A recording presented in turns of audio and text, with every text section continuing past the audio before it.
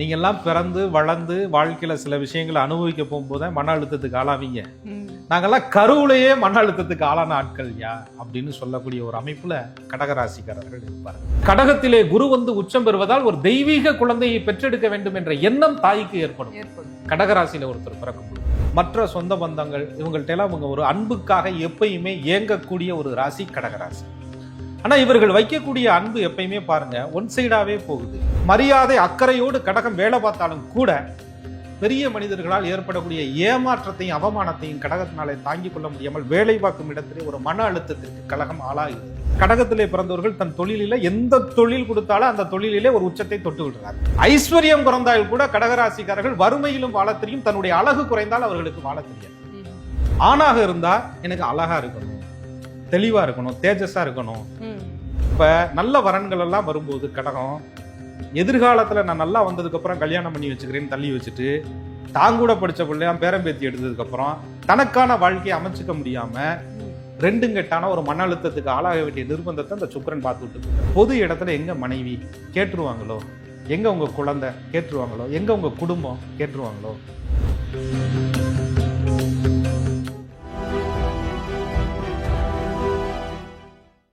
நேயர்களுக்கு வணக்கம்.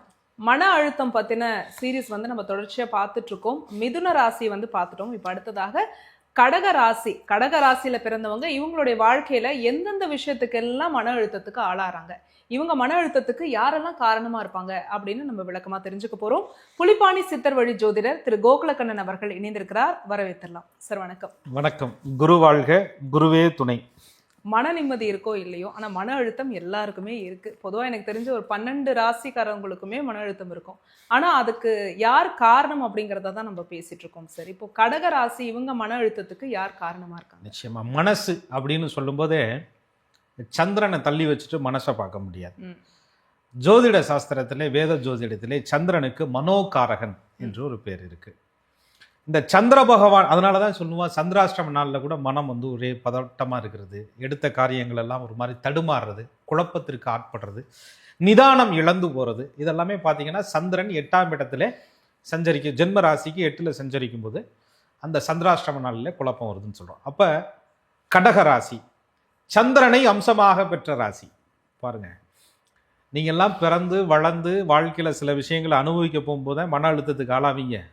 நாங்கெல்லாம் கருவிலேயே மன அழுத்தத்துக்கு ஆளான ஆட்கள் யா அப்படின்னு சொல்லக்கூடிய ஒரு அமைப்புல கடகராசிக்காரர்கள் இருப்பார்கள். ஏன் அப்படின்னு சொன்னா இவங்களுக்கு மன அழுத்தம் வாழ்க்கையில படக்கூடிய துன்பங்களால கஷ்டங்களால மட்டும் இல்லை, ஜனனத்திலேயே இருந்திருக்கு அப்படிங்கிறது இதனுடைய அமைப்பு.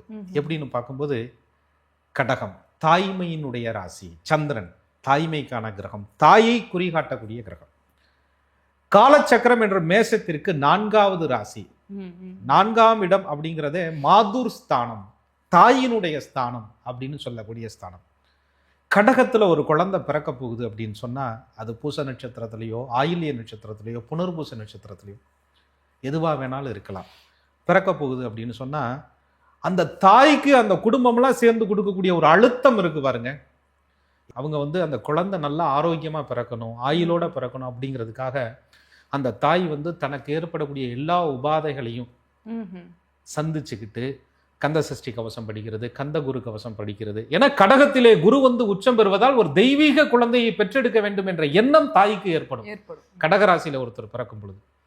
ஆனா ஒரு சில விதிகள்னால அந்த தாயும் கூட சில நேரங்களிலே இவர்களுக்கு மன அழுத்தத்தை கொடுக்கக்கூடியவர்களாக அமைந்து விடுவது காலதேவனுடைய விதி.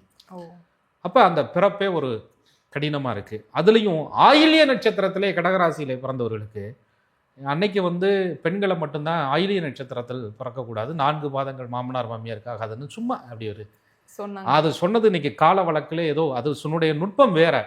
அது நிறைய பேருடைய திருமணத்திற்கே பாதிப்பை கொடுக்கக்கூடிய ஒரு சூழ்நிலையா வந்தது.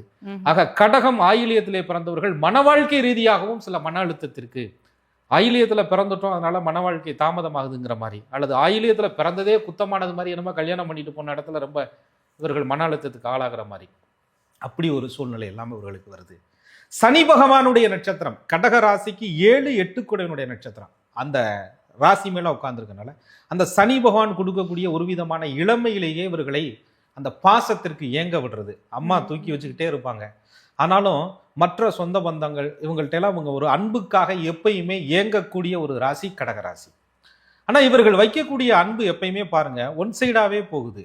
அது சொல்லுவாங்கல்ல, போய்கிட்டு தான் சார் இருக்கு, திரும்ப உள்ள வர்றதுக்கு வாய்ப்பே இல்லை அப்படின்னு. அந்த தாய்மை, தாய் பாசம், தாயை சுற்றி நடக்கக்கூடிய விஷயங்கள், இது எல்லாமே கடகத்திற்கு மிகப்பெரிய மன அழுத்தத்திற்கு ஆளாகக்கூடிய ஒரு நிலையாக வந்து விடுகிறது. சரி, பரவாயில்ல, பிறந்துட்டோம், படிச்சுட்டோம், வளர்ந்துட்டோம், ஆளாகிறோம், அடுத்த ஸ்டேஜுக்கு நம்ம உலகத்தை பார்க்குறோம். இதனுடைய ஏதோ ஒரு திசைகளில் அவங்க வாழ்க்கையை எதிர்நோக்கி போகிறாங்க. அப்போ காலச்சக்கரத்தில் யோகங்களை கொடுக்கக்கூடிய பாவகங்கள்னு ஜோதிடத்தில் சொல்கிற மாதிரி துன்பத்தை கொடுக்கறதுக்கும் இறைவன் வந்து 3 பாவகத்தை வச்சிருக்கிறார். 6, 8, 12 அப்படின்னு சொல்லக்கூடிய ஸ்தானம். இதில் நன்மைகளும் இருக்கு. நன்மைகள் இருக்குனாலும் அந்த 6ஆம் இடம் என்பது ருணரோக சத்துருஸ்தானம் அப்படின்னு சாஸ்திரத்துல சொல்லுது. ருணம் அப்படிங்கிறது உடம்பு படுறது மட்டும் ருணம் இல்லைங்க, மனசு படுவதும் ருணம் தான், மனம் படுவதும் வேதனை தான். அப்ப கடகத்திற்கு அந்த மனவேதனையை கொடுக்கக்கூடிய அமைப்புகள் 6ஆம் இடத்தை வைத்து கண்டுபிடித்து விடலாம். நீங்க சொல்றதை கேட்கும் போதே நிஜமாவே கஷ்டமா இருக்கு சார். ஏன்னா வாழ்க்கையில கஷ்டம் இருக்கலாம், ஆனா பிறக்கும் போதே இந்த கடகராசியில பிறந்தவங்க வந்து ஒரு அழுத்தத்தோட பிறந்து அதுக்கப்புறம் அவங்க வாழ்க்கையில சாதிக்கிறாங்கன்னா நிஜமாவே பெரிய விஷயம் தான். இப்போ நீங்க வந்து 6ஆம் இடத்தை வச்சுதான் நம்ம சொல்ல முடியும் அப்படின்னு சொன்னீங்க. இந்த 6ஆம் இடம் அப்படிங்கிறது எந்த இடத்தை குறிக்குது? நிச்சயமா கடகராசி அப்படின்னு சொல்லும்போது 6வது பாவகம் தனுசு ராசி அப்படின்ற அமைப்பு வருது. குரு அப்படின்ற கிரகம் நட்பு தான் ஐயா அப்படின்னு சொல்லும்போது, எங்கள் வீட்டில் வந்து தானே குரு உச்சம் பெறார் அப்படின்னு கடகராசிக்காரர்களுக்கு ஒரு கௌரவம். தெய்வீக கிரகம் மன்னவன் என்று சித்தர்களால் போற்றப்படக்கூடிய ஒரு தெய்வீக கிரகத்திற்கே உச்சம் கொடுத்தவர்கள் கடகராசிக்காரர்கள். அப்போ குரு அப்படின்னா இரக்க சுபாவம், தப்பை வந்து மன்னிச்சு விடுறது. இதாங்க கடகராசிக்கு மன அழுத்தத்தை கொடுக்கறதுக்கான முக்கிய காரணமே. யாரை எங்கே வைக்கணுங்கிறதே உங்களுக்கு தெரியல, வெளியில விட வேண்டியதை வீட்டுக்குள்ள விட்டுறீங்க. தகுதி இல்லாதவர்கள் இடத்திலே தரத்தை எதிர்பார்ப்பது கடகத்திற்கு பலவீனமாக மன அழுத்தமாக போகிறது. தகுதி இருப்பவர்களிடம் உரிய அன்பை பெறுவதற்காக இவர்கள் எந்த எல்லைக்கு இறங்கி போயிடுவாங்க. ஆனா தகுதி இல்லாதவர்களிடத்தை சமமா பாதித்து இறங்கி போறதுனால மிகப்பெரிய மன அழுத்தத்திற்கு கடகம் ஆளாக வேண்டிய நிர்பந்தத்தை குருவே 6ஆம் அதிபதியாக இருப்பதால் கொடுத்து விடுகிறார். குருனா காசு, பெருந்தனம், பெரும் செல்வம். கடகத்திட்ட ஒருத்தர் காசு கேட்குறாங்க, ஒரு கடனா கேட்குறாங்க, ஒரு உதவி கேட்குறாங்க அப்படின்னு சொன்னா தவிர்க்கிறதுக்கு மனசு வராது. ஏன்னா குரு 6க்குடையவனா வர்றதுனால ஏதோ ஒரு வழி தன்னுடைய சேவிங்ஸை எடுத்து கொடுத்துருவாங்க, அல்லது கடனை வாங்கி கொடுத்துட்டு அதை திருப்பி வாங்கி கொடுக்கறதுக்குள்ள அந்த கடகம் படுற பாடு இருக்கே சொல்லி மாளாது. அவ்வளவு பெரிய கஷ்டத்தை அந்த குரு வந்து இவர்களுக்கு அந்த பெரிய பொறுப்பை கொடுத்துருவாரு. பொறுப்புல பிரச்சனையை கொடுத்து மன அழுத்தத்துக்கு ஆளாகும். சில நேரங்களிலே தான் பணிபுரியக்கூடிய இடத்துல உச்ச பொறுப்புகளை கடகராசி எட்டும் பொழுது அந்த உச்ச பொறுப்பை தன் பொறுப்போல் எடுத்து வேலை செய்யும் பொழுது அந்த பொறுப்புக்குரிய மரியாதை அக்கறையோடு கடகம் வேலை பார்த்தாலும் கூட பெரிய மனிதர்களால் ஏற்படக்கூடிய ஏமாற்றத்தையும் அவமானத்தையும் கடகத்தினாலே தாங்கிக் கொள்ள முடியாமல் வேலை பார்க்கும் இடத்திலே ஒரு மன அழுத்தத்திற்கு கழகம் ஆளாகிறது. இது கடகராசிக்காரர்கள். அடுத்து இன்னொரு வேலை இருக்குங்க. 6ஆம் இடம் அப்படின்னு சொல்லும் போதே அங்கே என்னெல்லாம் நட்சத்திரங்கள் இருக்கு அப்படின்றது ரொம்ப முக்கியமான விஷயம்.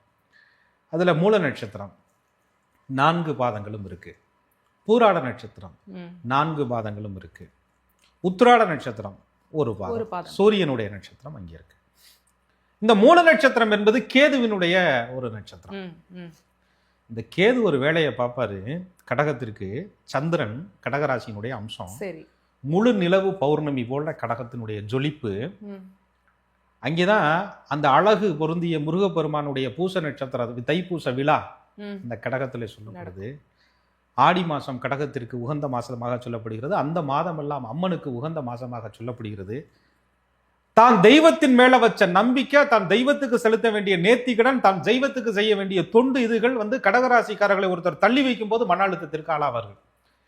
இந்த சுவாமிக்கு கரகம் நான் தாயா தூக்கணும், இந்த சுவாமிக்கு நான் தாயா எல்லா சேவையும் செய்யணும், என் சாமிக்கு என் வீட்டில் இருக்கிற தெய்வத்துக்கு நான் பாலாபிஷேகம் செய்யணும், அதை ஒரு நாள் இவர்களால செய்ய முடியல அப்படிங்கிற சூழ்நிலை வரும்போதே, அந்த பூஜை அறைக்குள்ள போக முடியல அப்படிங்கிற சூழ்நிலை வரும்போதே, அந்த பூஜை அறையை சுத்தமாக வைத்துக் கொள்ள முடியல அப்படின்ற சூழ்நிலை வரும்போதே, அந்த பூஜை அறையில ஒரு நாள் நெய்வேத்தியம் வைக்க முடியலங்கிற சூழ்நிலை வரும்போதே, நேற்று வைத்த பூக்களை கூட இன்று எடுக்க முடியவில்லை என்ற சூழ்நிலை வரும்போதே கடகம் மன அழுத்தத்திற்கு ஆளாகிறது.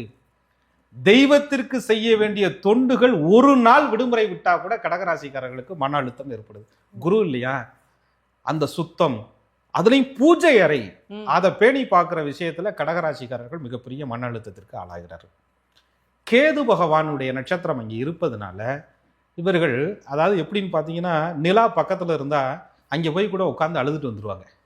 அந்த அளவுக்கு கடகம் வந்து அந்த சந்திரனை அம்சமாக பெற்றதுனால நிலாவே தனக்கு படைச்ச மாதிரி 15 நாள் பிரைட்டாக உச்ச பௌர்ணமி போல ஜொலிக்கிறது.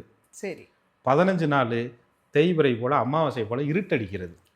15 நாள் மனசு பிரைட்டா இருக்கும், தன்னம்பிக்கையா இருக்கும், சுத்தி இருக்கக்கூடிய சூழ்நிலைகள் எல்லாம் தனக்கு சாதகமா இருக்கும், தனக்கு எல்லாரும் அன்பா பேசுற மாதிரி இருக்கும், எல்லா சூழ்நிலையிலும் தன்னை அரவணைத்து செல்வது போல் இருக்கும். 15 நாள் கழிச்சு ஒவ்வொன்றும் ஒவ்வொரு திதியா கலண்டு போற மாதிரி, என்னடா கும்முன்னு இருட்டா இருக்கு, தேடி பார்த்தா கூட ஒன்னையும் காணமே அப்படின்ற மாதிரி யாரெல்லாம் பக்கத்துல இருந்தாங்களோ அவங்களாம் திடீர்னு காணாம போயிடுவாங்க. சரி, எனது போனது போய் தொலையுது அப்படின்னு கடகத்தினாலே தவிர்க்க முடியாது. மீண்டும் வளர்வரை போல் அது வந்து சேரும் பொழுது மீண்டும் அரவணைத்துக் கொள்ளக்கூடிய சூழ்நிலைகளால் இவங்க நிறைய உறவுகளாலேயே அந்த சிக்கலுக்கு ஆட்பட்டு போய்வார்கள். அந்த கேது பகவான் ஒரு மோசடியான நண்பர்கள், மோசடியான சூழ்நிலைகளில் இவர்களுக்கு நட்பை ஏற்படுத்தி தொழில் பார்ட்னர்களை உருவாக்கி மன அழுத்தத்திற்கு ஆளாகிறார். கேதுவுக்கு வந்து ஸ்கின் டிசீஸ், தோல் அலர்ஜி, உணவு ஒவ்வாமை பிரச்சனை, உடம்புக்குள்ள இருக்கக்கூடிய ரண சிகிச்சைகள், இதுக்கெல்லாமே வந்து கேதுவை ஒரு முக்கியமான ஆதிபத்தியமா சொல்றான். கடகராசிக்காரர்கள் அந்த பௌர்ணமி போன்று பளிச்சுன்னு இருப்பாங்க, அந்த சந்திரன் போன்று வெண்மையா இருப்பாங்க.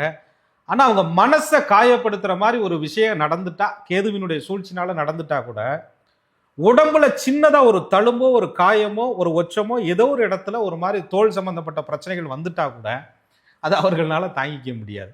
அந்த பருவ அந்த கிள்ளி அதை பெருசாக்கி அதை ஆறு அதை காய வச்சு அதுக்கான வழிகள் என்னன்னு பார்த்து மருந்து மாத்திரை எடுத்துக்கிட்டு அதுக்கு ஆஸ்பத்திரிக்கு அலைஞ்சு தேடி மீண்டும் அந்த ஒச்சமில்லாத ஒரு அழகு தன்னிடம் ஜொலிக்க வேண்டும் என்ற எண்ணம் கடகத்திட்டே உண்டு. அழகு குறைஞ்சா கடகத்தினால ஏத்துக்க முடியாது. ஐஸ்வர்யம் குறைந்தால் கூட கடகராசிக்காரர்கள் வறுமையிலும் வாழ தெரியும், தன்னுடைய அழகு குறைந்தால் அவர்களுக்கு வாழ தெரியாது. தனக்கு அன்பு கிடைக்கலன்னா கடகத்திற்கு வாழ தெரியாது, அன்பை கொடுத்து ஏமாந்தால் கடகத்திற்கு வாழ தெரியாது, ஏமாந்தவர்களிடம் மீண்டும் ஏமாறாக இருக்க தெரியாது கடகத்திலே பிறந்தவர்களுக்கு. அப்படிப்பட்ட சூழ்ச்சியை கேதுவும் உங்களுக்கு செஞ்சு விட்டு போயிடுறாரு. அடுத்து இன்னொரு ஆள் இருக்கிறாரு, தலைவன் பெரிய ரகம். அது யாரு அப்படின்னு கேட்டீங்கன்னா பூராட நட்சத்திரம். சரி. சுக்கிரனுடைய நட்சத்திரம். கடகராசிக்கு 4ஆம் இடங்கிற சுகாதிபதி. சரி.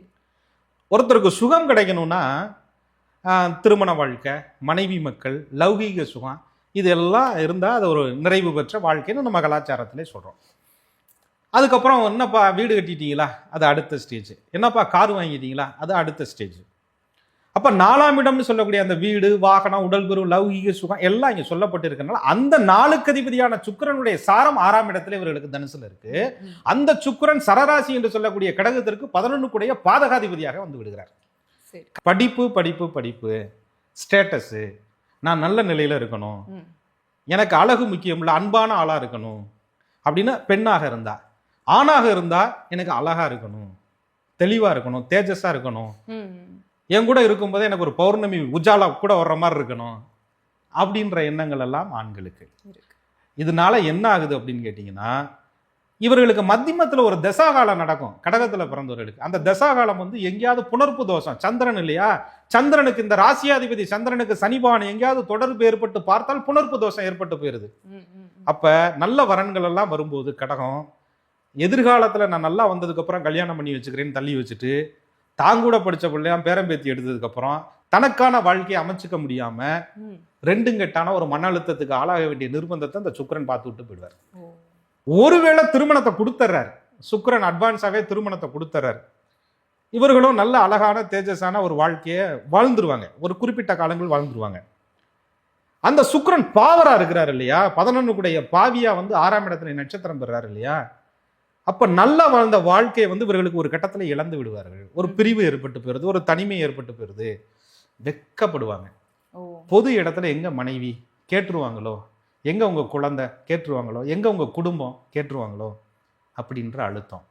அந்த பொது இடத்திலே தன்னுடைய வாழ்க்கை தோல்வியை ஒத்துக்கொள்ள முடியாமல் கடகம் மன அழுத்தத்திற்கு ஆளாகிறது.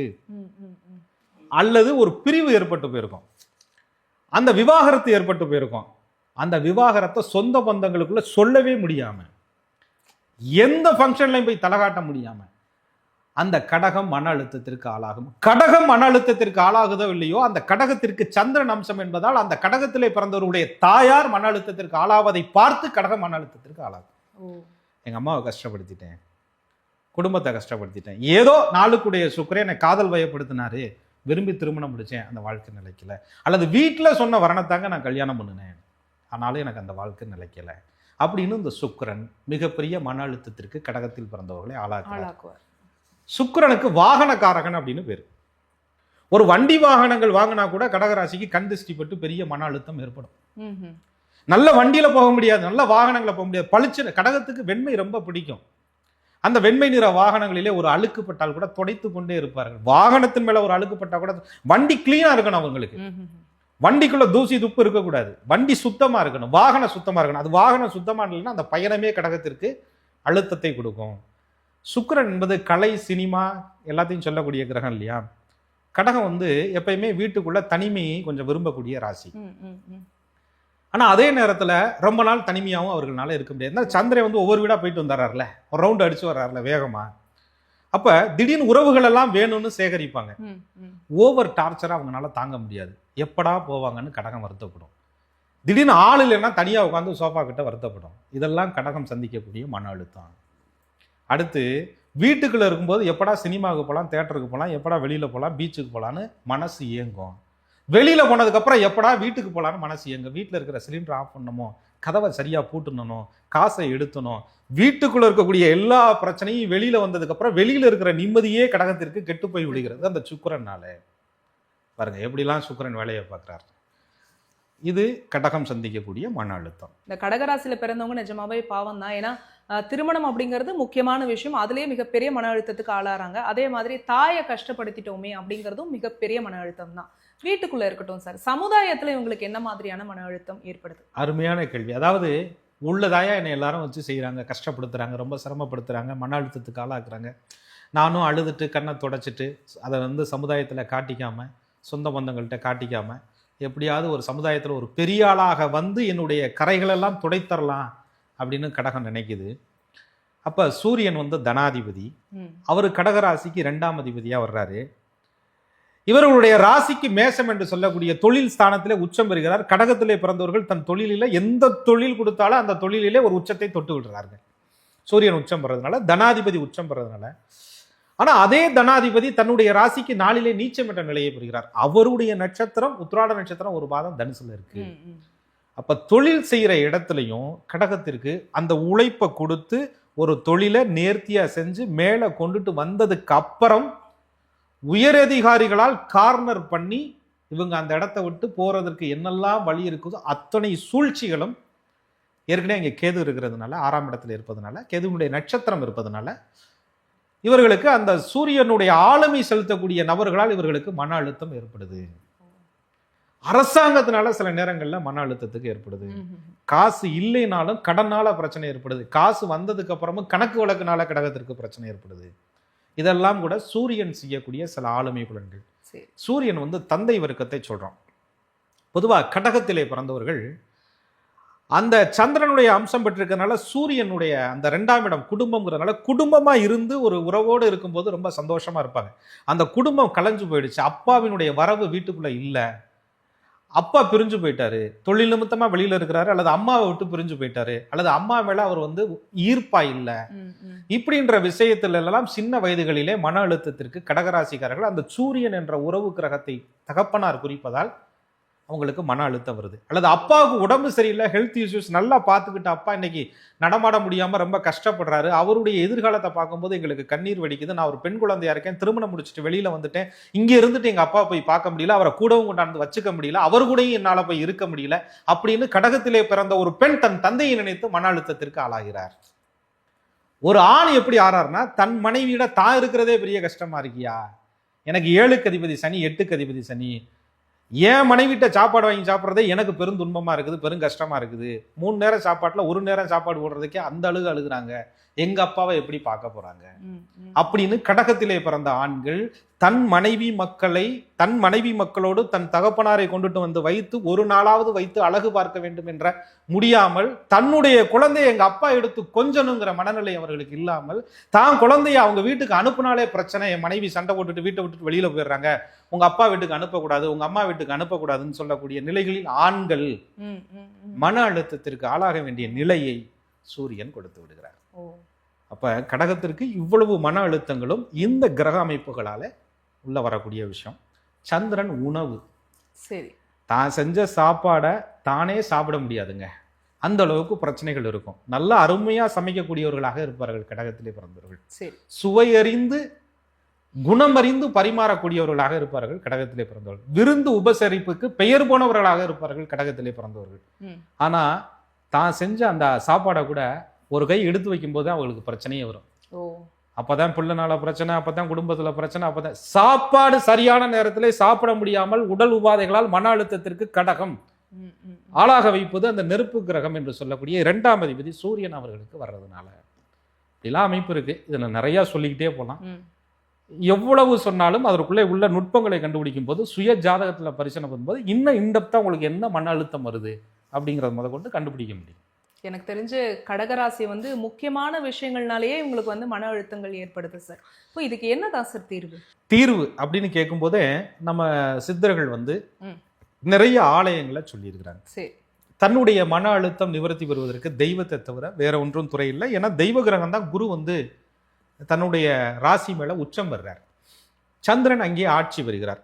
விருச்சிகத்திலே சந்திரன் நீசம் பெற்றவர்கள், சந்திரன் பாவ கிரகங்களோடு தொடர்பு கொண்டவர்கள் தெய்வத்திட்ட போய் முறையிடும் போது, தெய்வ ஸ்தலங்களிலே போய் அதிக நேரம் உட்காரும் போது, அதுவும் முருகப்பெருமானுடைய ஆலயத்திலே கடகத்திலே பிறந்தவர்கள் போய் தன்னுடைய பிரச்சனையை கோரிக்கையை வைக்கும் போது பெரிய மன அழுத்தம் அவர்களுக்கு விடுதலை வரும். அந்த முருகப்பெருமான் என்ன இவருக்கு கொடுப்பார், என்ன வரம் கொடுப்பார் அப்படின்னு சொன்னா, கடகத்திலே பிறந்த ஒவ்வொருவருக்கும் துக்கத்தை கொடுத்தவர்களை தூர வைப்பதற்கான சூழ்நிலைகளை முருகப்பெருமான் ஏற்படுத்தி கொடுப்பார். உனக்கு யாரெல்லாம் துக்கம் கொடுத்தார்களோ, உங்களை யாரெல்லாம் தள்ளி வைத்தார்களோ அவர்களை எல்லாம் மனம் உவந்து தூக்கி எறியக்கூடிய மனநிலையை முருகன் உங்களுக்கு கொடுப்பார். அந்த நிலைக்கு நீங்க வந்துட்டீங்கனாலே உங்களுக்கு துக்கம் இல்லை, மன அழுத்தம் இல்லை. நீங்கள் துக்கம் கொடுப்பவர்களை தூர வைக்க தெரியாமல் துக்கத்திற்கு ஆளாகிறீர்கள். உண்மையா வந்து இந்த மன அழுத்தம் அப்படிங்கும்போது அதுக்கான காரணம் என்ன அப்படிங்கிறது தெரிஞ்சுக்கணும். ஸோ இதையுமே வந்து ஜோதிடத்தோடு ஒப்பிட்டு அதற்கான ஒரு நல்ல விளக்கம் கொடுத்தீங்க. அதற்கான தீர்வும் வழிபாட்டு முறைகளும் சொன்னீங்க சார். நன்றி. நன்றி. குரு வாழ்க, குருவே துணை.